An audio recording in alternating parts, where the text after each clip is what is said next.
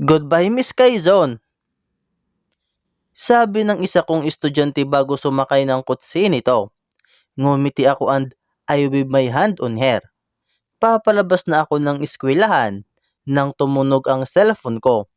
Agad kong binuksan ang message. From Eugene. Susunduin kita. Give me 10 minutes. Wait for me, okay? I hit reply to Eugene. Okay, sa may waiting shed lang ako. Maya-maya lang ay pumarada na ang isang itim na sasakyan sa harap ko. Lumabas doon si Eugene. Agad akong tumayo at nilapitan ito. Bakit mo ko sinundo? Naabala patuloy kita. Ilang araw ko na kayong hindi nakakasama. Namimiss ko na kayo. Natatawang sabi nito. Pinagbuksan niya ako ng pinto ng kutse. Saan tayo pupunta? Sabi ko nang pumasok na ito sa driver seat. Tumingin ako sa relong pambisig. 4:00 pa ang uwi ni Red. We still have 2 hours to kill. Wanna go to the mall or something? Okay, mall. Kasalukuyan akong nakikinig sa mga kwento ni Eugene tungkol sa ospital nang tumunog ang phone ko. Binuksan ko ang messages habang patuloy pa rin sa pagkukwento si Eugene. From right. Where are you? Susunduin kita. Pinindot ko ang reply. Ilang bisis ko na pinapaliwanag kay Wright na wala dapat kaming pakialamanan sa isa't isa, pero ito siya, kanina pa nangungulit. To Wright. No need, nakasakay na ako sa kutsi ni Eugene. Wala pang ilang segundo at nag-vibrate na agad ang phone ko. From Wright. What? Why are you with him? To Wright. Mind your own business. From Wright. Damn, Melissa, you're making so mad now. Where is he taking you? Please tell him to pull over. Ako ang susundo sa'yo. To Wright. Stop sticking your nose to someone else's business. From Wright. Bumaba ka sa sasakyan niya. To Wright. You ain't the boss of me. From Wright. Please, baby, you're making so damn crazy. Hindi na ako nag-reply. He tried to call me but I blocked his number. The only thing I can receive from him is text messages. Naiinis na niya ako. Akala ba niya boyfriend ko pa siya? I bet it's the actual you're texting. Napatingin ako kay Eugene. His lips formed a thin line. He glanced at me. I'm so jealous. Tumikhim ako. He's just texting to annoy me. Well, he did a very good job. Annoyed Melissa is very scary. He chuckled. That's insulting, I said, thinking that I'm offended. Well, Eugene's everyday outburst makes my day worth it. That's not insulting. I'm proud that my flow amazes you. A boyish grin formed on his lips. Hinawakan nito ang kamay ko na nasa ibabaw ng aking hita. Sweet Melissa. I suddenly felt goosebumps nang marinig ko ang sinabi niya. Eugene really does love me. But why can't I love him back? I want to love him back. I wish I can. Very childish, Melissa. Really? Tom's World? Hindi makapaniwalang sabi ni Eugene. Dito ko kasi siya agad na hinatak. Alam kong mawawala ang stress ko kapag naglaro ako dito. Mabubuhay ang dugo ko at makakalimot ako. Tom's World is for all ages. No age limit. I rolled my eyes at him and folded my arms on my chest. Akala ko ba gusto mo kong kasama? Bakit parang nag-iinarte ka ngayon? Inakbayan ako nito. Pagpasok pa lang namin ay agad na siyang napansin ng mga kababaihan. Talagang walang katulad ang epekto ng buging doktor sa mga tao. You know, I can't resist that little puppy I smell. Ito na ang bumili ng tokens habang nag-iintay ako sa mering ng basketball game. Nang makarating na ito ay naglaban na kami. Alam kong wala akong pag-asang manalo sa taong ito, knowing na hanggang dibdib lang niya ako. I can't win. You're good at this. Ang daya mo. Naiinis kong sabi. Natapos na kasi yung oras ko samantalang siya nasa round 3 na. Marami na rin nanonood sa amin dahil rin dito sa kasama ko. Talk to you later, babe. Round 3 na ako. Nainip ako sa kakaintay sa kanyang mag-out, pero sadyang gifted sa basketball ang loko, kaya nakisali rin ako. Inubos namin yung oras na natitira para turuan ako. Ganito kasi. Hinawakan nito ang kamay ko para i-guide sa bula. Naramdaman ko ang mainit na hininga nito sa tenga ko. Ayan, tapos na. Nanghihinayang kong sabi. It's always worth it. Hinalikan nito ang noo ko. Ang kamay nito ay pumulupot sa bewang ko. Melissa, sabihin na natin kay Red. I want him to know that I'm courting you. He whispered. I've waited this long, Mel. Humarap ako sa kanya. Nakita kong may nag-aantay na maglalaro sa likod, kaya hinila ko si Eugene sa isang place na wala masyadong tao. Madami ng pangyayari na gumugulo sa isip ni Red ngayon, Eugene. Hindi pa oras para dagdagan ko yun ngayon. Paliwanag ko. Gusto kong malaman ni Red na may nagmamahal sa kanya ng ganito kasobra. Pero paano niya maiintindihan kung gulong-gulo ang isip niya sa nangyayari sa amin ng tatay niya? Dumaan ang lungkot sa mga mata ni Eugene. Yo, pilit itong umiti. We still have 1 hour to kill. Where do you want to eat? Jollibee? Pinalampas ko na lang. Mukhang hindi niya ginustong mahalata kung nalulungkot siya. Okay. Habang umu-order si Eugene, ay binuklat ko ang phone ko. Kumunot ang noo ko nang mabasa ang sandamakmak na message ni Wright. Hindi ba talaga siya titigil? Where are you, baby? Please reply on me. Did you block my number, baby? I can't reach you. Melissa, unblock me. Ako na ang susundo kay Red. I want you to enjoy your day with that asshole. Not the sarcasm. At marami pang iba. Isa-isa kong binasa ayon. Yeah, I want him mad. I want him to be so damn crazy. Kung gusto niya ulit akong makuha, magpakahirap siya. Yung isa nga naman liligaw ko, nasa tabi ko parati, pero hindi ko masagot tapos siya pa kayang ginago at pinaglaruan lang ako. No way. You don't have to read his text all the time, Mel. You want him here instead of me? Napaangat ang mata ko dahil sa nagmamay-ari ng irritabling tono na iyon. Binaba ni Eugene ang order namin sa misa. Dahan-dahan kong tinago ang phone ko at inabot ang cheeseburger. Ilang minutong katahimikan ang nanaig sa amin. Baka pinipigilan nitong mag-outburst, kaya natahimik ito. Nasa public area kami, kaya siguro pinili nitong manahimik kaysa makagawa ng komosyon. I smiled. This boy is so cute. Why do boys always get jealous? Because some boys are possessive, especially if it's come to someone so precious. Dire-diritsang sabi nito. This is what I like kay Eugene. Prangka siya. Kapag alam niyang siya ang nasa tama, pinaglalaban niya. He chuckled. That rhymes. Sinabi lang niya na siya ang susundo kay Red. Good. I have more time to be with you.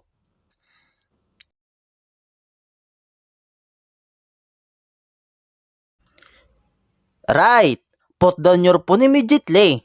I need your attention. Let's see. What? Inis kong sabi sa manager ko. We are in a conference. Where's your attention? Sabi nito habang nakaduro ang daliri sa hawak kong phone. Tumingin ako sa paligid at maraming nagkikislapang kamera. Kalimitan sa mga kumuha ng litrato ay para sa kanilang magazines. Tumikim ako at binaba ang phone ko. Sigurado akong mahihirapan silang kumuha ng magandang anggulo sa akin. because I'm so damn pissed right now. Thanks to Melissa. She freaking blocked me. I know, I look like frustrated stalker right now, but if she tells me where she is, I don't give a damn on this conference. Aalis agad ako. I just want to be with her. Right, you're the most enigmatic member of the band. We know you value your privacy very much. I have a question for you. Who's the kid in this picture? So Dinoa will look good in that picture. I'll buy that later. Is he your son? You both have same facial pictures. Yes, damn right. No, he isn't. Mukhang hindi naman nakumbinsi ang reporter. Alam kong nasa akin ang atensyon ngayon. Maski ang bandmates ko ay naguguluhan rin sa litratong nakita. Another question, right? Between you and Miss Claire, kamusta na kayo? Tanong ng isa pang reporter. We're good. She's happy with her new love life. If you want further information, ask her yourself. I said honestly. Right. Banta sa akin ng manager namin. This girl. My heart pounds when I saw Melissa's eye-catching smile. What's your relationship with her? She's my half. She's mine. I want her only for myself. I wanted to shout pero hindi pa ito ang oras. No comment. Please excuse me. Umalis na ako sa conference room. Tinatawag ako ni manager but I can't take it anymore. I wanted to breathe. My heart starting to pound so hard it hurts. Napatigil ako sa paglalagay ng seatbelt nang mag-vibrate ang phone ko. Kumunot ang noo ko nang makita ang pangalan ni Claire sa screen. What does she want this time? Claire, why are you calling me? Are you weeping? Right, I need your help. I heard her sobs. Nag-away ulit kami ng boyfriend ko. Ayoko munang umuwi sa bahay namin. Can I sleep in your condo? Naalala ko na naman yung madatnan ko ito sa kondo na natutulog sa sofa. Hindi ko alam kung paano siya nakapasok, pero lumabas iyon sa media. Kaya mas lalong nagkagulo ang mga ito sa pagkuha ng impormasyon sa amin ni Claire. Pribado rin kasi ang relasyon nito sa latest boyfriend niya. Dahil sa model siya sa kilalang brasher industry, naging matunog na rin ang pangalan nito sa industriya. Eyesight. Claire, I told you. This will be the last. Kaya lang naman ako natulog doon nang walang permiso mo. Kasi I can't reach your phone. I need a friend. Right. You're my only friend. I bit my lower lip when I heard her weep. You know, I'm not a bitch. Hindi ko kayo sisirain ng pamilya mo. I already accept the fact that you love her and I'm not. Naalala ko na naman yung sinabi ko rito ang nangyari sa amin ni Melissa. Nagalit siya sa sarili niya. Dahil sa kanya, maayos daw kami ni Melissa ngayon. Hindi pa rin ito alam na may anak na kami ni Melissa. Ang gusto ko, kapag sinabi ko, malalaman ng buong mundo. Saka hindi na ikaw ang mahal ko. May suit na ako. Madalas lang kaming nag-aaway pero mahal na mahal ko yon. Sumandal ako at hinilot ang kumikirot kong sentido. Okay, sa bahay na lang ako matutulog. You know what to do. Don't let the media know. Thank you, right. Can I drink one of your expensive brandies? Do what you want, Claire. Huwag mong dumihan si Sasa. It was Melissa's gift on our first mansari. Si Sasa ay isang malaking tiger stuffed toy. Yeah, I know. I bet she's rolling her eyes right now. Being friends with your exes is a choice. By the way, good luck on taming the love of your life. Sorry for making the situation more complicated when I returned, right? It's also my fault, Claire. I hung up.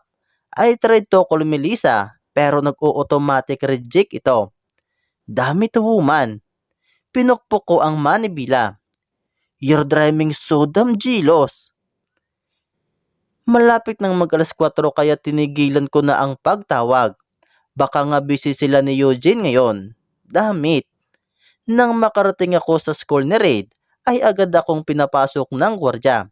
I have my ways. Nakita ko si Raid na nakaupo sa waiting shed at palingalinga. Kumukuya-kuy rin ito. May mga klase itong kumakaway sa kanya pero hindi nito pinapansin. Hey little boy, agaw pansin ko rito. Kumunot agad ang noon nito. Why are you here? Where's my mom? You don't want to see me? Tinago ko ang hinanakit sa boses ko. Hindi ito nagsalita at yumuko na lang. Kumikislot ang tinga nito pero hindi ko alam kung bakit. It looks so cute. Itatanong ko kay Mil kung bakit gumaganon ang tinga ng anak namin. Umupo ako sa tabi niya at hinubad ang shades ko. Kakaunti lang ang dumadaan sa gawin na ito, kaya okay lang na magpakita ako ng mukha. Want to eat somewhere? Where do you like? Tumango ito at tinuro ang isang food stall. Fishball? Napangiwi ako. Pwede ba sa'yo yon? Tumango itong muli. Let's go. Hinawakan nito ang kamay ko at saka tumalon para makababa sa medyo may kataasang upuan. Hinatak nito ang rolling bag. I feel so happy na nahahawakan ko ang kamay ng anak ko. Binibigyan na niya ako ng puwang sa buhay niya. Ate, 10 piso nga pong fishbowl at kikiam. Napanganga ang babae nang tumingin ito sa akin. Napangiwi ako. Not again. Right! Oh my gosh! Nagtatalon ito at lumapit sa akin. Pa-picture naman po. Okay. Gusto kong tumakbo pero gusto ng anak ko ang fishbowl ngayon. Nakahatak na rin ng atensyon ng babae kaya dumami na sila. Hindi ko na nakontrol ang tao. Natabunan na ang anak ko. Aray! Rinig kong sigaw ni Red. Red! Agad ko itong kinaraga at tumakbo papasok sa kutse. Damn! Nagkamali na naman ako ng desisyon. Dapat pala ay binili ko na lang ito ng isang supot na fishbowl saka namin kinain sa bahay. Inupo ko ito sa kandungan ko. Are you alright? Nakita ko ang dumudugong sugot nito sa tuhod. Namutla ako. I hurt him. I hurt my son because of my foolishness. Madaming kumakatok sa bintana ng kotse pero nakalak ang lahat ng pinto at hibitintid ang sasakyan ko. Hindi nila makikita ang nangyayari sa loob. Mommy! He started to cry. Oh no! Shh! I'm here. Daddy's here. Stop crying, baby. Gagamutin natin ang sugat mo. Hinalikan ko ito sa noo. God, I can't stand my son cry. Tinangka kong punasan iyon ng tisyo, ngunit nagulat ako nang paluin nito ang kamay ko. Mami ko, ayoko sa'yo. Sigaw niya sa akin. Nasaktan ako. Wag mo kong hawakan. I can't breathe. Raid, anak naman. Sige na. Gamutin na natin yan baka ma-infeksyon pa yan. Tinatangka nitong umalis sa kandungan ko, ngunit niyakap ko ito ng mahigpit. I won't let go again. Never again. Ayoko nga sa'yo. Masaganang luha ang umaagos sa pisngi nito. Gusto ko ang mami ko. Nilagay ko ang ulo nito sa pagitan ng liig ko. Nahirapan akong kontrolin nito dahil pinapalo at sinisipan niya ako. Yeah, I deserve it. All of it. Bitawan mo ko. Ayoko sa'yo, mami. I'm sorry, baby. Ginagawa ko naman ang lahat para mapatawad mo ko. My voice started to quiver. Mami, I'm sorry I've hurt you. I was so close to have a bond with him, but I blew it. Ilang minuto lang itong umiyak hanggang sa makatulog na siya. Iniislan ko ang katabi kong upuan at dahan-dahan ko itong nilagay doon. Pinahid ko ang luha sa pisngi nito at hinalikan sa noo. I'm sorry anak. Pinatay ko ang makina ng kotse nang makarating na kami sa tapat ng bakuran ng bahay nila. I wear my cap and shades. Bumaba ako ng sasakyan at saka umikot sa passenger seat. Binuhat ko ang tutulog pa ring si Red. Nang makarating na kami sa harap ng pintuan, ay ginamit ko ang susi na nakasabit sa liig nito. Hinaga ko siya sa sofa at pumunta ng kusina para kumuha ng basing tuwalya. Kailangang malinis ang sugat nito. Umupo ako sa tabi niya at dahan-dahang dinampi ang tuwalya sa tuhod nito. Kumislot siya at unti-unting dumilat ang mga mata. May heart skip nang mapunta sa akin ang titig nito. Agad siyang tumayo at tumakbo sa kwarto niya. He closed his door on my face. Huminga ako ng malalim at sumandal sa sofa. Kumirot na naman ang sintido ko. Napadilat ako nang marinig ko ang tunog ng sasakyan sa harap ng bakuran. Sumilip ako sa bintana. Hindi gaanong tintid ang sasakyan, kaya kitang-kita ko ang masayang mukha ni Melissa at Eugene. Nag-uusap ang dalawa ngunit dahil nasa loob sila ng kotse, hindi ko iyon marinig. Napansin kong may sinabi si Eugene at tumango naman si Melissa. Seconds later, I watched them lip-locking. From that moment, my brain stopped functioning. The only thing I say is nothing but black. The only thing I feel is nothing but pain. There she is. My face, my half feeding, bit by bit. What should I do? Nobody told me there'd be this like this.